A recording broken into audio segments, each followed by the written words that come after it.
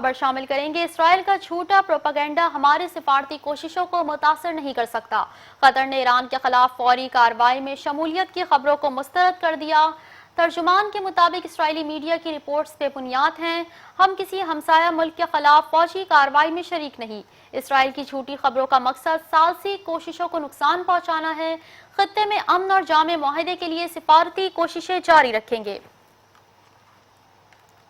اسرائیل کا جھوٹا پروپیگنڈا ہماری سفارتی کوششوں کو متاثر نہیں کر سکتا۔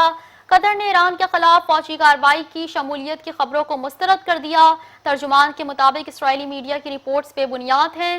ہم کسی ہمسایہ ملک کے خلاف فوجی کارروائی میں شریک نہیں۔ اسرائیل کی جھوٹی خبروں کا مقصد ثالثی کوششوں کو نقصان پہنچانا ہے۔ خطے میں امن اور جامع معاہدے کے لیے سفارتی کوششیں جاری رکھیں گے۔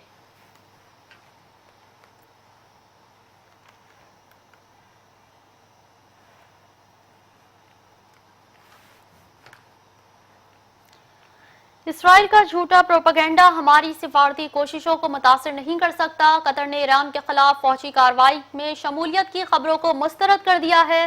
ترجمان کے مطابق اسرائیلی میڈیا کی رپورٹس بے بنیاد ہیں۔ ہم کسی ہمسایہ ملک کے خلاف فوجی کارروائی میں شریک نہیں۔ اسرائیل کی جھوٹی خبروں کا مقصد ثالثی کوششوں کو نقصان پہنچانا ہے۔